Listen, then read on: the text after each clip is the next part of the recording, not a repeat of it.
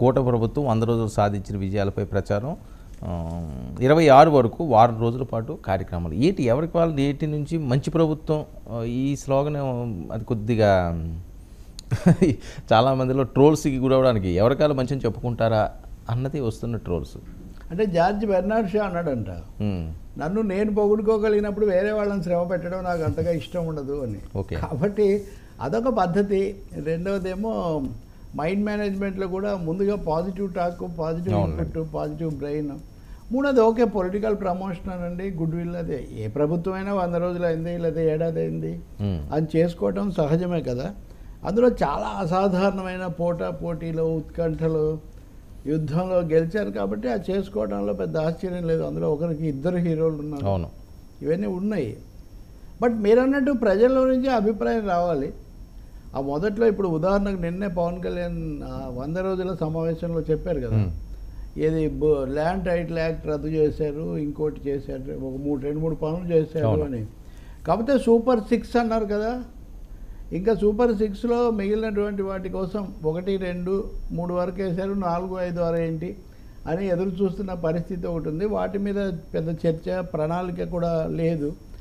మూడవది ఆ 6లో కాకుండా ఇప్పుడు ఈ వాలంటీర్లు అనండి, ఇంకా ఇట్లాంటి అనేక అంశాలు అవి అలా మిగిలి ఉన్నాయి. కాబట్టి ఇంకా ఆర్థిక పరిస్థితి ఏం బాగాలేదని రోజు వాళ్ళే చెప్తూ ఉన్నారు.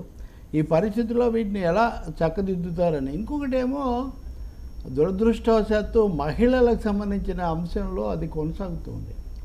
నిన్న కూడా మీరు పత్రికలు కనుక చూస్తే నిన్న మహిళా సంఘాలు కూడా ప్రకటన చేసి సెప్టెంబర్ 6వ తారీఖు ఆ ప్రాంతాల్లో, ఐ థింక్ గుంటూరు జిల్లాలో ఒక అతను,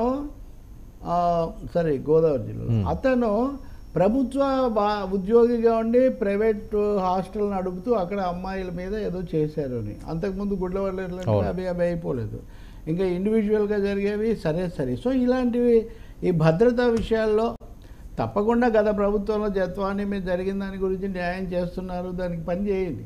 కానీ ఇప్పుడు జరుగుతున్న వాటిని కూడా మరింత సీరియస్గా తీసుకోవాల్సిన అవసరం ఉంది. మౌలిక సమస్యలు, అలాగే మన వరదల్లో ప్రకటించిన సాయం కూడా 25,000 ఇవ్వడం అవన్నీ బాగానే ఉన్నప్పటికీ వచ్చిన నష్టంతో పోలిస్తే ముఖ్యంగా వ్యాపారులు, మధ్యతరగతి ఉద్యోగులు వీళ్ళంతా బతకడానికి, కూలిపోయినవి కట్టుకోవడానికి చాలదు అనే అభిప్రాయం ఉంది. అన్నింటి మించి విశాఖ ఉక్కు లాంటివి ఉన్నాయి, అవి ఎజెండాలోనే లేవు. మన ఇద్దరం విశాఖ ఉక్కు గురించి బుర్రబగాలు కొట్టుకునేటట్టుగా మనం చర్చిస్తే ఇక్కడ తిరుపతి లడ్డూ సమస్య అయిపోయింది. ఇప్పుడు ఆంధ్రప్రదేశ్కు లేకపోతే భక్తకోటికి ఒక పెద్ద సంకటం వచ్చిన పరిస్థితి. సో ఇలాంటి అంశాల వల్ల కొంత మిక్స్డ్గానే ఉందని చెప్పాలి. ఇప్పటికి కూడా కొంత మంచి చేసినంత వరకు చేశారు, ఇంకా చేయాల్సినవి చాలా ఉన్నాయి అనేది ప్రజలు కోరుతున్నారు. చంద్రబాబు కూడా తనను కలిసిన వాళ్ళతో ప్రజలు నా మీద 1,000,000 ఆశలు పెట్టుకున్నారు, కానీ నాకేమో 1,000,000 సమస్యలు ఉన్నాయి. ఆ 1,000,000 సమస్యలు ఏవో పంచుకుంటే కూడా చాలా మంచిది. ఈ 100 రోజుల ఉత్సవంలో తమ ఘనతలు చేసినవి చెప్పడంతో పాటు తమకి ఎక్కడ నిధుల కొరత వస్తుంది, కేంద్రం నుంచి సంబంధాలు ఎలా ఉన్నాయి. ఇక్కడ సమస్య ఏమొచ్చిందంటే ఇంతకుముందు అంటే ధర్మ పోరాటం, యుద్ధం చేసే పరిస్థితి ఉంది. ఇప్పుడు కేంద్రంలో ఆయనే, రాష్ట్రంలో ఆయనే, నిధులేమో లేవు. కాబట్టి ఎంతసేపటికి వైసీపీ వల్ల ఇది ఎక్కడ ముగుస్తుంది ఇంకా వైసీపీ వల్ల? ఇంకా అదేం రాదు కదా, గతకాలం అయిపోయింది. భవిష్యత్తులో ఏం జరుగుతుందో మనకు తెలియదు. సో ఒక సింగిల్ ట్రాక్ పొలిటికల్ లైన్ లాగా నడుస్తుంది. దీని నుంచి బయటికి రావాల్సిన అవసరం మటుకు చాలా ఉంది. చాలా రంగాల్లో ఇంకా విధానాలు పూర్తిగా, ఇప్పుడు ఉదాహరణకు సిబిఎస్ఈ రద్దు చేయడం తప్పు అని జగన్ అంటాడు. సిబిఎస్ఈ పెట్టినప్పుడు ఆయన చర్చించలేదు, రద్దు చేస్తున్నప్పుడు నెక్స్ట్ స్టెప్ ఏంటనేది వీళ్ళు చర్చించలేదు. వరదలు వచ్చాయి కాబట్టి కొంత డిస్టర్బెన్స్ అనుకున్నా. ఇప్పటికైనా సరే ప్రజలు, ప్రజా సంఘాలు, ప్రతిపక్షాలు అన్నింటినీ విశ్వాసంలోకి తీసుకొని ఒక సమగ్రమైన విధానంతో ముందుకు వెళ్తే రాష్ట్రానికి మేలు జరుగుతుంది. మీరు విభజన సమస్యల గురించి ఇద్దరు ముఖ్యమంత్రులు కూర్చున్నారు, గురు శిష్యులు లేదా పాత సంబంధము అని ఇవన్నీ అన్న తర్వాత ఫాలోఅప్ ఏంటండి? చాలా వాటికి ఫాలోఅప్ లేదు. ముఖ్యంగా నేను చెప్తున్నాను కదా, వైజాగ్ స్టీల్కి ఫాలోఅప్ లేదు, పోలవరంకు సంబంధించిన అస్పష్టత ఇంకా అలాగే ఉంది. అమరావతి అనే పెద్ద భారాన్ని ఎలా దాటబోతున్నారు, లేదు స్పష్టత. దాని గురించి మాట్లాడితే ఏదో వాళ్ళ మీద దాడి చేసినట్టు లేకపోతే ఒక భావన కూడా ఎక్కువగా వస్తుంది. అది కూడా సరికాదు. సో సవాళ్ళు, సమస్యలు ఎక్కువే ఉన్నాయి ఇప్పటికి కూడా. సాధించిన దానికి సంతృప్తిని చెంది అదే విజయం అనుకుంటే సరికాదు అన్నట్టుగా సాధించింది కొంత, సాధించాల్సింది మిగిలింది చాలా ఎక్కువగా ఉంది అనేది అయితే ఒప్పుకోవాల్సి ఉంటుంది. అన్న క్యాంటీన్లు తెచ్చారు, వెళ్ళని కూడా. కానీ ధరల పెరుగుదల, ఇప్పుడు రైతాంగం అండి బాగా చితికిపోయారు. మన వరదలకు కూడా వాళ్ళు చాలా దెబ్బతిన్నారు. చాలా అంశాలు వాళ్ళకి ఇస్తామన్నది కూడా ఏమీ సరిపోని పరిస్థితి. ఇప్పుడు రాజధానికి కూడా ఏదో ఒక స్పష్టత వచ్చి అడుగు ముందుకు పడాల్సిన అవసరం ఉంది. ఇవన్నీ ఉన్నాయి ఇక్కడ. సార్ ఏంటి వైసీపీని వీడుతున్న నేతలు బాలినేని సామినేనికి లైన్ క్లియర్ అయింది, ఇంకా ఎంతమంది వస్తారో తెలియని పరిస్థితి. నిన్న బాలినేని గారు వ్యాఖ్యానించింది, అసలు వైసీపీ ఏమీ లేదు, జగన్మోహన్ రెడ్డి గారి తీరు మార్చుకోవట్లేదు, నా ఆస్తులన్నీ నేనే పోగొట్టుకున్నాను, ఈ రకంగా ఆయన మాట్లాడడం. అంటే వేరే వాళ్ళు మాట్లాడితే పరిస్థితి భిన్నంగా ఉంటుంది, సరే వెళ్ళిపోయారని. కానీ జగన్మోహన్ రెడ్డి గారిని దగ్గర నుంచి చూసిన వ్యక్తిని, బంధుత్వం ఉన్న వ్యక్తి, ఆయన బయటకు వచ్చి మాట్లాడడం. సార్ ముఖ్యమంత్రిగా, పార్టీ అధ్యక్షుడిగా జగన్ వీళ్ళందరి యొక్క అభిమానాన్ని లేకపోతే సాన్నిహిత్యాన్ని ఆయన చూరగొనలేకపోయాడు, అందులో సందేహం లేదు. అన్నీ ఆయనే చేశాడు, అన్నీ మీరే చేశారని బొమ్మరిల్లు అన్నట్టుగా అన్నీ ఆయనే చేశాడు. ఎవరికి చోటు కానీ స్థానం కానీ కల్పించలేదు అనేది ఆయన మీద ఉన్న పెద్ద ఫిర్యాదు. సో బాలినేని శ్రీనివాసరెడ్డి పార్టీ పుట్టకముందు, అంటే జగన్ జైల్లో ఉన్నప్పటి నుంచి ఆయన వైసీపీలో ఉన్నారు. అంటే ఒక విధంగా జగన్ కంటే ఆయన వైసీపీలో సీనియర్ కాబట్టి ఆయనకు ఇప్పుడు మొన్న ఎన్నికల్లో గెలిచుంటే ఏమైండేది. ఇప్పుడు నేను చెప్పేది ఒకటే, ఇప్పుడు చాలామంది ప్రభుత్వం మీద, పార్టీ మీద విమర్శలు చేస్తారు, చేయొచ్చు కూడా. పార్టీ ఏదేమైనా దానికి అంటి పెట్టుకొని ఉండాలని ఏం లేదు, వాళ్ళ ఇష్టమే. కానీ వీధిలో కొన్నైనా కానీ అంతకుముందు కూడా చెప్పుంటే, ఇప్పుడు ఉదాహరణకు ఇళ్ల పట్టాల విషయంలో అతి తీవ్ర ఆరోపణలు ఎదుర్కొన్న వాళ్ళలో బాలినేని ఒకటి. ఒంగోలులో అనేక సార్లు ఒత్తిడి వీళ్ళ మధ్యలోనే కదా. కాబట్టి సొంత సైన్యము లేదా కొంత హంగు దర్పాలు ఉన్న నాయకుడు బాలినేని ఒకరు. ఇప్పుడు సామినేని ఉదయభాను అండి, వైఎస్ఆర్ అప్పటి నుంచి చాలా విధేయుడు, జిల్లా అధ్యక్షుడు కూడా. నేను మారాలని నిర్ణయించుకున్నాను, ఇంకా జగన్ వల్ల కాదు, జగన్ పద్ధతి బాగాలేదు అంటే అది వేరే విషయం, దానికి నిర్ణయానికి రావచ్చు. కానీ అన్నీ ఇప్పుడే జ్ఞానోదయం అయినట్టు హఠాత్తుగా ఎన్నికలు అయిపోగానే, అలాగే యువతలి వాళ్ళు కూడా అక్కడ ఉన్నప్పుడు అంతానేమో వాళ్ళ మీద తీవ్రంగా తిట్టిపోసి ధ్వజమెత్తి, ఇటు రాగానే చాలా సానుకూలం అయిపోయినట్టు. ఇవన్నీ తమ నెలవులు తప్పినని, నెలవులు కొంచెం అటు నుంచి ఇటు మారుతున్నప్పుడు నిన్న 2 పద్యాలు చెప్పుకున్నాం కదా మనం. ఇదంతా ప్రాసెస్సే. తెప్పలుగా చెరువు నిండిన కప్పలు 10,000 చేరు కదరా సుమతి అని ఇప్పుడు చాలా కప్పలు జనసేన చెరువులో చేరుతున్నాయి. జనసేన చెరువులో ఇలా, ఎందుకంటే చంద్రబాబు కొలువు ఇప్పటికే బాగా క్రిక్కిరిసి ఉంది కాబట్టి, ఇది ఇంకా కొత్తగా ఏర్పడుతున్నటువంటి రాజకీయ వ్యవస్థ కాబట్టి జనసేన వైపు ఇలాంటి వాళ్ళు వెళ్ళే అవకాశం ఎక్కువగా ఉంటుంది. ఎన్టీఆర్ పెట్టినప్పుడు కూడా అండి పార్టీ, ఎవరు వేరే పార్టీలో వాళ్ళు వస్తే రాజీనామా చేయాలన్నాడు ఆయన. కొంతమంది చేరారు, గద్దెరాత ఇట్లాంటి వాళ్ళు. ఆయన రాజీనామా చేయమని ఇన్సిస్ట్ చేసేసరికి వాళ్ళు వెనక్కి వెళ్ళిపోయారు. వీళ్ళు ఎవరికి పదవులు లేవు కాబట్టి ఇప్పుడు పెద్ద సమస్య లేదు. అందుకని ఖచ్చితంగా ఈ ప్రాసెస్, ఈ ఒక పునః సమీకరణ పార్టీల మధ్య, రాజకీయ శక్తుల మధ్య కాదు, రీఅలైన్మెంట్ అంటే readjustment, readjustment between parties and leadership is going to happen. ఇది కంటిన్యూ. ఓకే, ఇంకా నడ్డా గారో లేకపోతే షా గారో ఖర్చీఫ్ ఇంకా వేయలేదు. అటువైపు కూడా ఒకరో ఇద్దరు వెళ్తే వెళ్ళొచ్చు. కానీ ఎక్కువ భాగం ఛాన్స్ ఉండేది పవన్ బస్సు ఎక్కువ ఖాళీగా ఉంది అని అనుకుంటున్నారు. చంద్రబాబు బస్సు ఏమో overloaded already, TDP bus overloaded, ఆ పైన టాప్ మీద కూడా కూర్చొని ఉన్నారు ఇప్పటికే. వేరే జనసేన బస్సు డ్రైవర్ మంచి ఫామ్లో ఉన్నాడు, సారథి. కాబట్టి దీంట్లో ప్రవేశించే అవకాశం, చాలా కండిషన్స్ అన్నీ బాగున్నాయని దీంట్లోకి వస్తున్నారు. వచ్చిన తర్వాత వాళ్ళు ఎలా ఎముడతారు, వీళ్ళు ఎలా ఎముడ్చుకుంటారు అది కూడా. ఇప్పుడు మీరు సామినేని దగ్గర అవుతున్నారు, సామినేని ఉదయభానుతో పాటు తోట త్రిమూర్తులు కూడా. అవును. ఇప్పుడు వీళ్ళందరి మీద జరిగిన వివాదాలు గుర్తు తెచ్చుకోండి వర్మ, ఎన్ని రకాల, ఎన్ని ట్విస్టులు, ఎన్ని టర్న్లు చూసాము. ఇది కూడా అందులో ఒక రాజకీయ పరంపరలో భాగం అనుకోవాలి.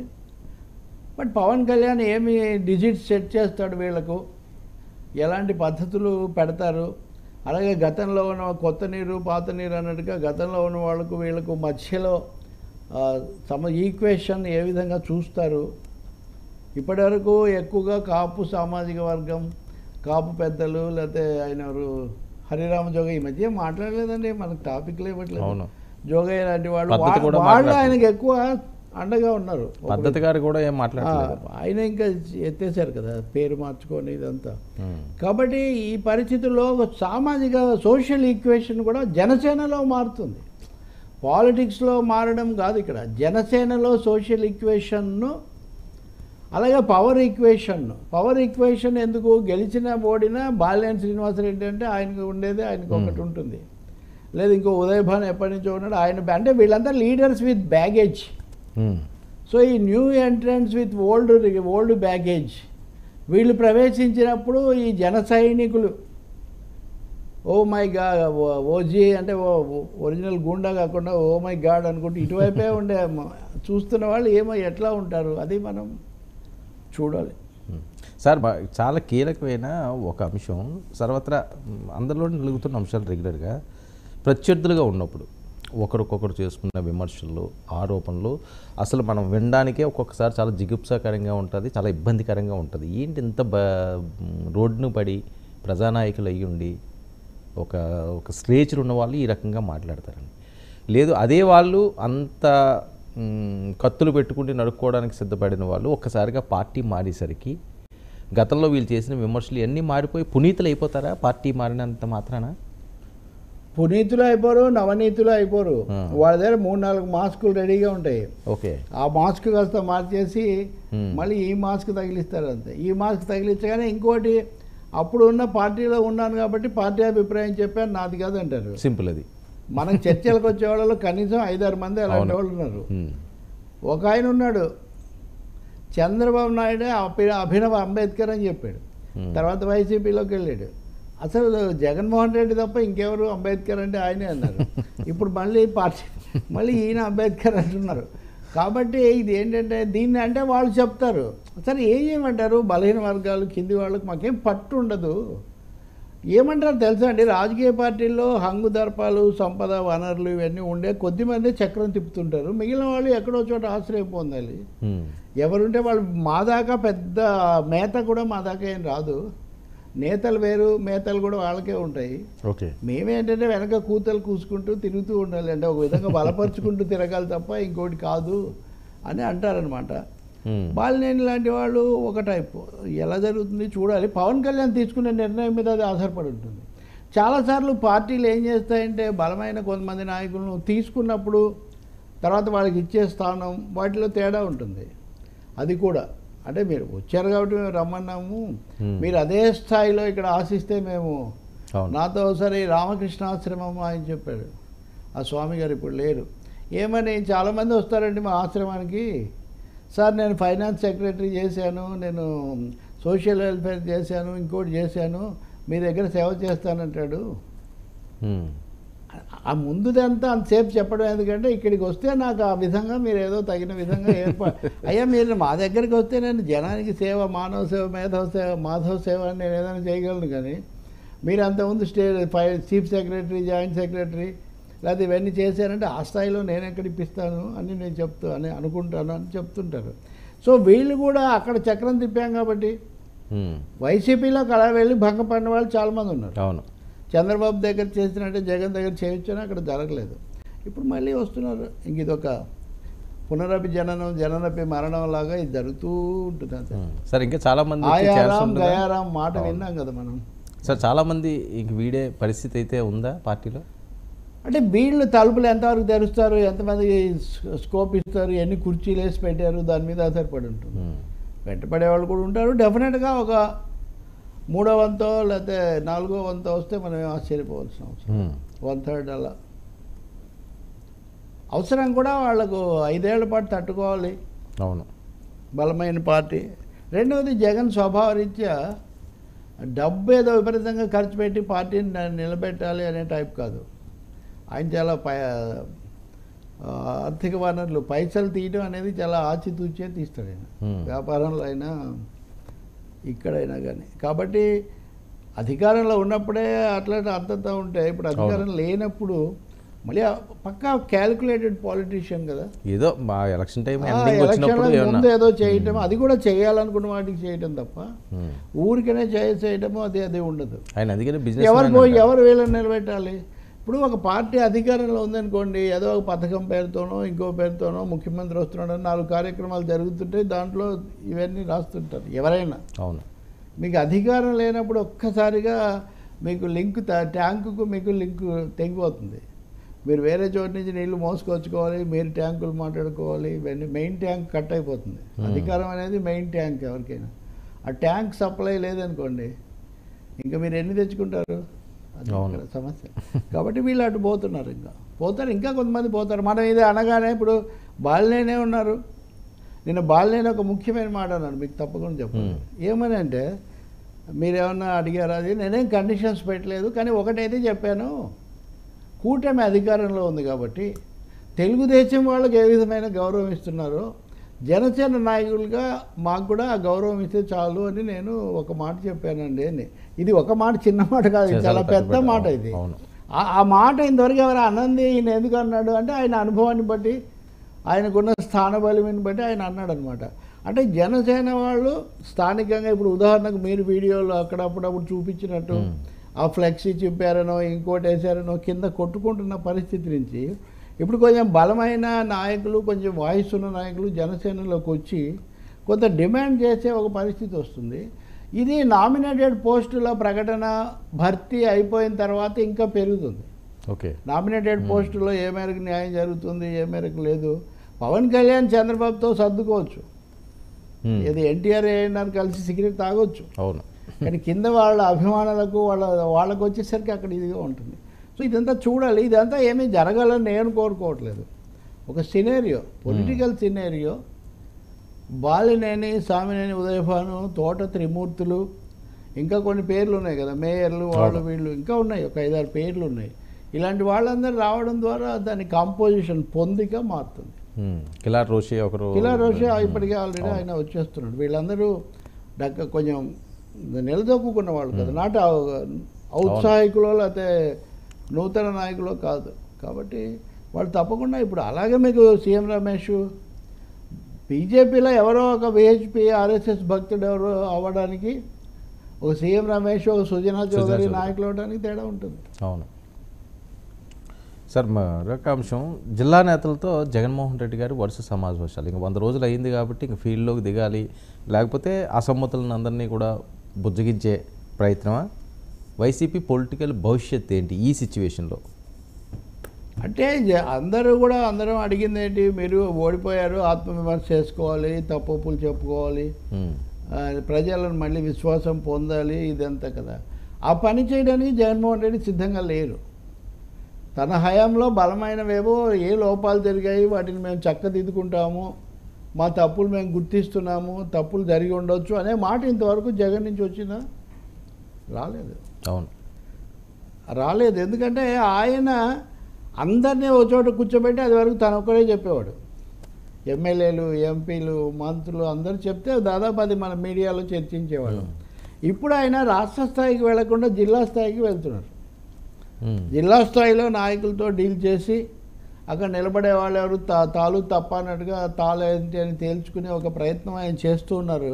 అంటే ఆయన పార్టీని కాపాడుకోవడం ఆయన ఉద్దేశంగా ఉన్నట్టుంది. రాజకీయ విధానం ఏంటి, రాజకీయంగా ప్రజలకు దగ్గర కావడానికి ఏం చేయాలి, అది ఈ ఫేజ్లో ఆయన పెట్టుకున్నట్టు కనపడదు.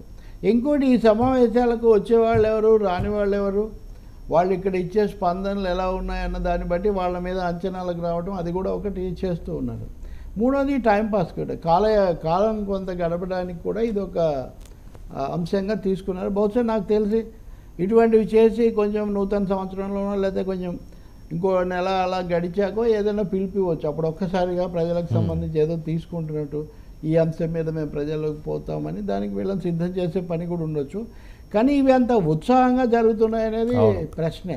ఎందుకంటే వైసీపీ నాయకులు స్టేట్మెంట్స్ అవి మధ్య చూస్తే అంత పవర్ఫుల్గా కానీ, లేకపోతే కొంచెం ఎవరో కొద్దిమంది అంబటి రాంబాబు లేకపోతే ఇలా మాట్లాడేవాళ్ళు మాట్లాడుతున్నారు, కానీ నాని లాంటి వాళ్ళు ఎక్కువ భాగం అసలు కొడాలి నాని మాట్లాడి కూడా చాలా రోజులైంది. అవును, కొడాలి నాని కూడా వడలిపోయారా అనే స్థాయిలో. మరి ఇలాంటప్పుడే కదా నడిచినప్పుడు ఏమో చాలా ఇదిగా ఉండి ఇప్పుడు మాట్లాడకపోతే రోజా మీద మీరంతా చర్చలు పెట్టి రోజా అనేసరికి ఆమె మీద ఒకసారి 1-2 ట్వీట్స్ అవి పెట్టి మళ్ళీ మామూలుగా ఆమె కొంత విరామం తీసుకుంటున్నారు. ఈ సమయంలో జగన్కు తమ పార్టీని యాక్టివేట్ చేయటం, క్రియాశీలం చేయటము, చురుగ్గా ఉన్నాము అనే ఒక మెసేజ్ పంపించడం కూడా సవాల్గా ఉంది. లోకల్ బాడీ ఎలక్షన్స్ కూడా వస్తాయి కదా, అది కూడా ఉంది. సార్ మరొక వెస్ట్ గోదావరి మీటింగ్ పెడితే దానికి ప్రధానంగా గ్రంథి శ్రీనివాసరావు హాజరు కాలేదు, ఆయన కూడా బయటకు వచ్చేస్తున్నాడు. పవన్ కళ్యాణ్ గారి మీద ఫుల్ ఫైర్గా మాట్లాడిన ఆయన టీడీపీ తీర్థం పుచ్చుకుంటున్నారు అని. ఈ ఈక్వేషన్స్ అన్నీ కూడా పార్టీకి ప్రభుత్వానికి సంబంధం ఉందండి అసలు? ఎవరు దాల్దేనా? ఇప్పుడు గ్రంథి శ్రీనివాస్ లాంటి వాళ్ళకే ఎక్కువ సమస్య అవుతుంది కదా. ఇప్పుడు వాళ్ళు ఏ సోషల్ బేస్ చేసుకొని ఇప్పటివరకు నడుస్తూ వచ్చారు, ఆ బేస్ ప్రధానంగా పవన్ కళ్యాణ్కు షిఫ్ట్ అయిపోయింది. ఆయనతో పాటు తెలుగుదేశానికి ఓటేసింది అన్న తర్వాత ఇంక ఇక్కడ ఆయనకున్న తగ్గుతుంది కదా. ఆ మాటకొస్తే వంగ గీత లాంటి వాళ్ళు అయినా కానీ. కాబట్టి గోదావరి జిల్లాలోనే ఈ రీఅడ్జస్ట్మెంట్, ఈ పునఃపొందిక, మళ్ళీ ఒకసారి అటు ఇటు సర్దుబాటు చేసుకునే పని ఎక్కువగా గోదావరి జిల్లాలోనే జరుగుతుంది. అది కాపు నాయకులు లేదా కాపు ప్రజాప్రతినిధులుగా ఉండి జగన్తో పాటు ఉన్న వాళ్ళు కొంత పునరాలోచనలో పడతారు. మీరు ఒకటి గుర్తించండి, వీళ్ళు అదే పని జగన్మోహన్ రెడ్డి అనుకుంటే జగన్ రెడ్డి అంటే అది కూడా ఒక ఇదే అన్నట్టుగా ఇప్పుడు రెడ్లందరూ ఆయనతో ఉన్నారు అన్న పద్ధతిలో ఆయన అనుకున్నాడు. లేదా కానీ వాళ్ళు ఏమనుకున్నారు, వాళ్ళు సభల్లో కూడా చెప్తున్నారు, వాళ్ళ అధికార ప్రతినిధిని కూడా ఈ మధ్య తప్పించారు, అక్కడ ఒక ప్రతినిధిని తగ్గించారు లిస్టులో. ఆయన మాట్లాడుతూ ఏమన్నాడు, జగన్ అంతా మావాడు అనుకుంటే ఎంతసేపటికి నా ఎస్సీ, నా బీసీ, నా మైనారిటీ ఇవన్నీ అనుకుంటూ మమ్మల్ని వదులుకున్నాడు అని.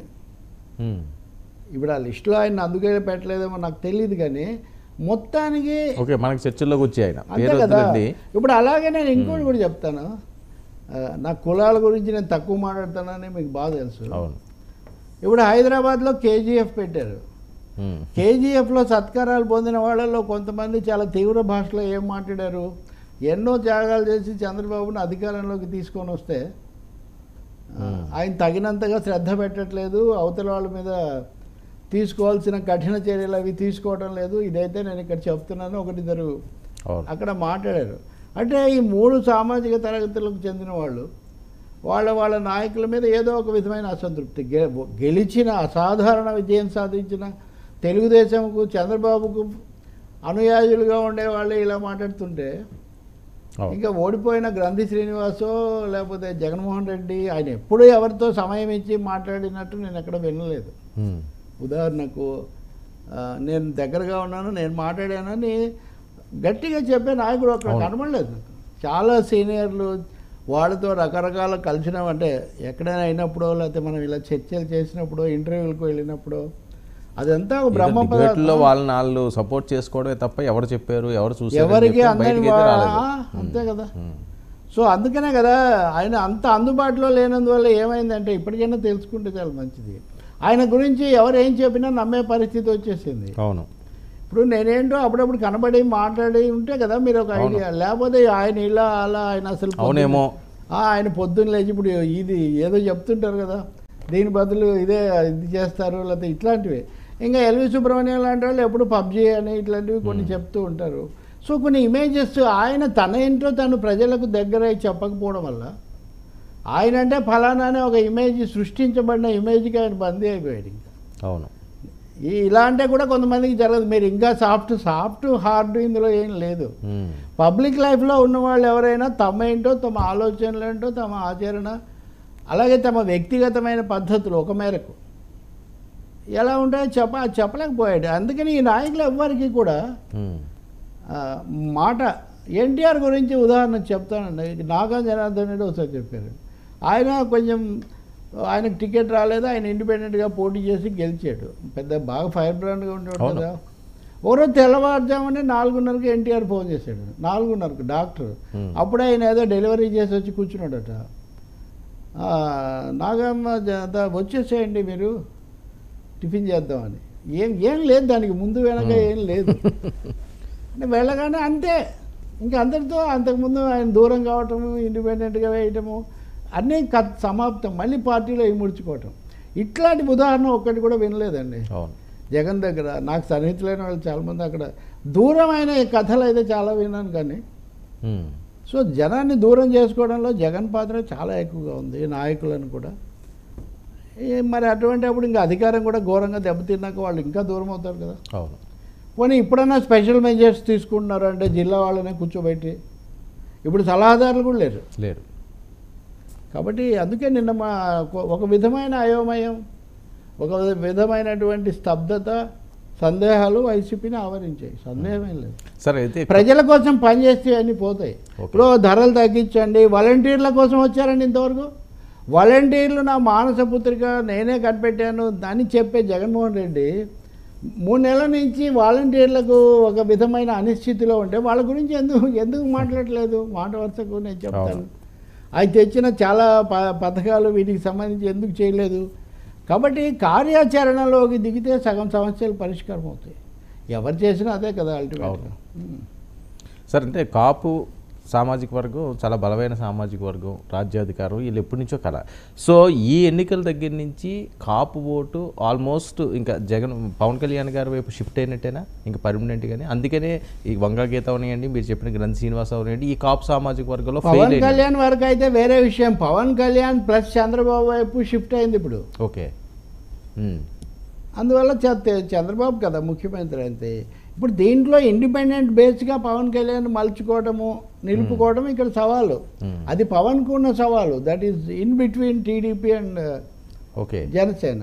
అది కూటమిలో ఉండే సవాల్. అది తప్పకుండా ఉంటుంది. అది అంటే కాపు సామాజిక వర్గానికి సంబంధించిన ఎవరైతే కొద్దిగా ఫెమిలియర్ ఫేసెస్ ఉన్నాయో వాళ్ళందరూ కూడా జగన్ వైపు వద్దు అనుకున్నప్పుడు ఇక పవన్ కళ్యాణ్ వైపే వస్తారు కదా. తెలుగుదేశం వైపు చూసే పరిస్థితి లేదు.